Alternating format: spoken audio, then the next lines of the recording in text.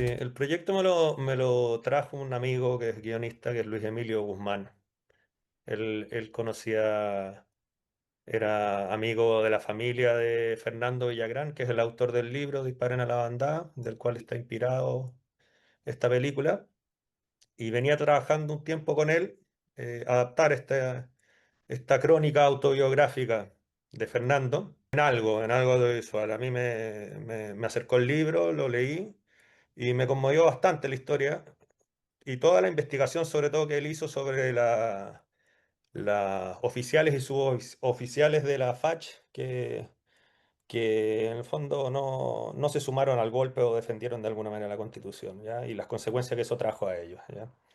Y, y fue desde ahí, ese fue el puntapié inicial. Ahí yo conocí a Fernando y comenzamos un trabajo de bastantes años de conversación, de investigación y de buscar por dónde contar esta historia, porque eran muchos los caminos a seguir. La verdad que la historia es bastante más larga, obviamente, de lo que acotamos, terminamos acotando en la película. Entonces fue un poco un trabajo como de limpieza y de buscar el foco y de repente nos dimos cuenta y me di cuenta, la verdad, como que lo que me interesaba contar y el punto de vista que realmente me hizo pensar y preguntarme muchas cosas era el de una persona desde dentro de las fuerzas militares, ¿sabes? Y en este caso era la figura del capitán Jorge Silva, que con los años se hizo muy amigo después de es que la historia es muy larga, te la podría contar, pero se hizo muy amigo de Fernando, que fue finalmente a quien salvó, le salvó la vida y empezamos a trabajar con él también, a conversar con él y terminamos centrando la película de una manera subjetiva en la cabeza y en las emociones de este capitán de la Fuerza Aérea el día mismo en que sucede el golpe, ¿sabes? Y lo que significaba ser parte de esta organización gigante que es el mundo militar, pero no desde donde se toman las decisiones, sino desde donde se reciben, ¿sabes? Y, y uno que no es del mundo militar, uno dice, bueno, es bien fácil decir que no, pero en ellos no. La verdad que son más casos de lo que uno cree. O sea, en la misma FACH es más de un centenar de las oficiales y suboficiales que fueron detenidos y torturados y por sus mismos camaradas. ¿Eh? De hecho, el padre de Michelle Bachelet es el más emblemático, que es Alberto Bachelet. Y la historia, por eso te digo que la historia es bien larga. Jorge Silva estuvo preso en la misma celda con el papá de Michelle Bachelet y él murió en sus brazos, ¿sabes? O sea, después de haberlo torturado durante días, a él le termina dando un paro cardiorrespiratorio y es Jorge Silva quien lo atiende y con quien muere en sus brazos. Entonces, hay muchos casos emblemáticos, pero sí es una historia que se ha contado poco, ¿sabes? La contó Fernando, muy bien documentada en su libro, pero no se habla mucho porque es una herida de la institución enorme, ¿sabes? Más allá de todo lo- el, no sé, los crímenes cometidos a la sociedad civil, lo hicieron también con sus propios camaradas, ¿sabes? Y eso es algo que han intentado ocultar, que han hecho ciertos actos reparatorios eh, pero, pero vamos, la historia está ahí, ¿sabes? Y, y eso me interesó, como te decía, porque este era el papá de Michelle Bachelet, era un general, ¿sabes? Era un general de la Fuerza Aérea. Entonces, un caso más conocido, bueno, de hecho, Michelle Bachelet llegó a ser presidente de Chile 2 veces, pero me interesaba no contarlo desde la alta cúpula, ¿sabes? Sino donde alguien que su poder de decisión es menor, ¿sabes? Y es menor y entonces el conflicto moral es aún mayor, ¿sabes?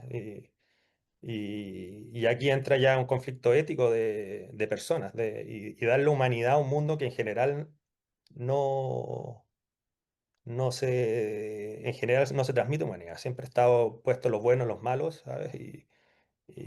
Y así se han contado las historias. Entonces, este mundo de grises me parece muy interesante, ¿sabes? Sí, absolutamente. Ha sido eh, impresionante igual eso, como el momento que está saliendo la película. Por varios motivos, ¿ah? Uno que es como más personal es que el Jorge Silva, el capitán este que te contaba de la Fuerza Aérea, después de muchos años nosotros empujando esta película y intentando llegar al financiamiento y portazos por acá, por allá, como tú bien debes conocer en varios proyectos que son proyectos largos. Yo que sé, el momento en que yo logramos levantar el financiamiento y dijimos, bueno, nos vamos a ir a grabar a Mendoza esta película, etcétera, llamo a Fernando y le digo, Fernando, lo logramos, vamos a ir a filmar en 2 meses más, ¿sabes? O sea, ya fui a locacionar, encontramos las locaciones perfectas, etcétera. Y me dice, mira qué fuerte que me llame, que me hables hoy porque se acaba de morir Jorge Silva, que vivió toda su vida en Londres y había muerto justo ese día. Entonces fue como, eh, nos dio una emoción, imagínate, muy grande. Él ya se había transformado en muy amigo por muchas causas de él y como que nos hizo tomar aún más responsabilidad de la temática que estábamos contando y desde el punto de vista donde lo estamos contando. Y claro, lo que tú dices es cierto, es como que en el mundo está llenándose de discursos totalitarios, está volviendo a haber una impunidad frente a los derechos internacionales, a saltarse los derechos internacionales, a saltarse derechos humanos y que no hay consecuencias si es que eso sucede y eso trae el totalitarismo y aires de fascismo que la verdad que asustan y esas decisiones que a veces uno,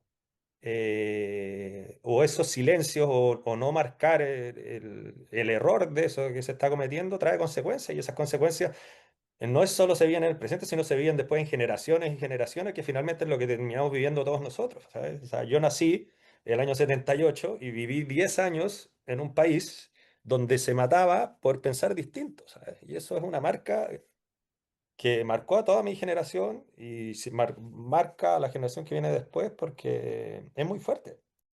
¿Sabes? Y es como que no es una película más de dictadura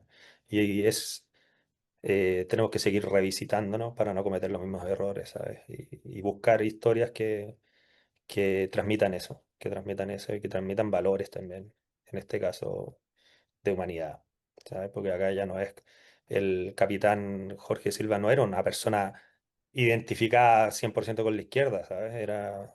Era simplemente un ciudadano, ¿sabes? Militar, pero que tenía sus valores claros y no se permite. Una ética clara que no pudo corromper, y no se pudo corromper, ¿sabes? Mira, para nosotros, y lo hablamos cuando la película fue seleccionada y con los programadores y todo, hace mucho sentido que esta película se estrene en una ciudad como Berlín, ¿sabes? En una ciudad por su historia, por la historia que tiene Berlín, la carga política que tiene Berlín, independiente del festival y además por el festival. Pero es un poco lo que sucedió aquí, en esta ciudad, y todo el tema del muro, la división, la Guerra Fría, termina siendo coletazos que terminaron influyendo en el mundo y en Chile y en Latinoamérica y viene todo de ahí, ¿sabes? Es un mundo, son, son problemas que nos incumbieron a todos y las consecuencias hemos vivido todos, ¿sabes? Todos los países. Entonces, en ese sentido, es el lugar que viene a cerrar un ciclo, encuentro, o a iniciarlo, de todo el proceso que ha sido la investigación y la realización de esta película.